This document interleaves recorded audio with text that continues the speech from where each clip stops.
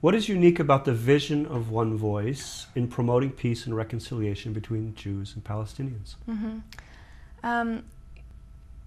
OneVoice takes a very pragmatic approach. Israelis and Palestinians have been going through this conflict for over 60 years now. And a lot of animosity has built on both sides, a lot of bad blood, a lot of hatred.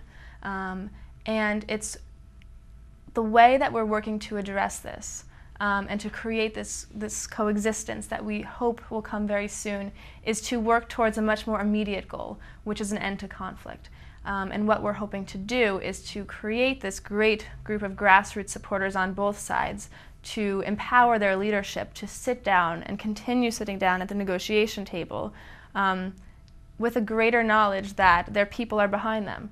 So it's not going to be the leadership betraying their people if they come back with an agreement. It's that their leadership will be betraying them if they don't come back with an agreement, and that's what we're working to do. What are some of the main goals and objectives of OneVoice? OneVoice is working to demonstrate that there are partners for peace on both sides.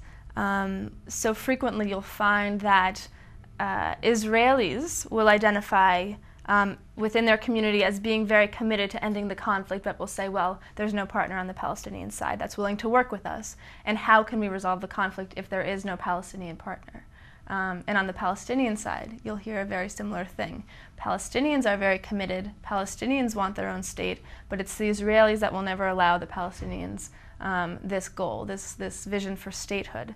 What we're working to address is to combat that misperception. There is a misperception on both sides that partners do not exist. So we're doing many different campaigns to build trust, to show that there are partners for peace by having Israelis and Palestinians sign joint language, by holding joint town hall meetings in East Jerusalem that Israelis and Palestinians can come to together. So we really are working to challenge existing misperceptions that exist in Israel and Palestine, and also attack some of the most intransigent, the most difficult issues that exist right now. The final status issues are something that have dogged peace negotiations for 40 to 60 years now. These are the issues of Jerusalem and refugees and borders and settlements and the security barrier.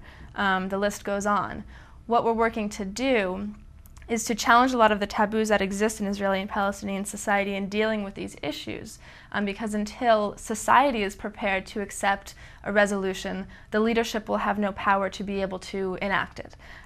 So in Israel, for example, speaking about Jerusalem and dividing it is a very taboo issue. Just a few months ago, when Olmert raised this issue in Knesset, many members of Knesset walked out because they didn't even want to hear it. But for the Palestinians, having East Jerusalem as their capital, as the third most holy place for Muslims to go and pray in, and for Christians, and for Jews, this is something that is so essential to them as Palestinians, and this is something that will ultimately and most likely be included in any peace agreement. On the Palestinian side, speaking about the refugees and the right of return is something that is very taboo to speak about, and it's very politically sensitive and unpopular. So we're beginning these conversations on both sides to challenge these issues and to begin a much more internal process of preparing each individual to work to accepting what will come out of these final status negotiations.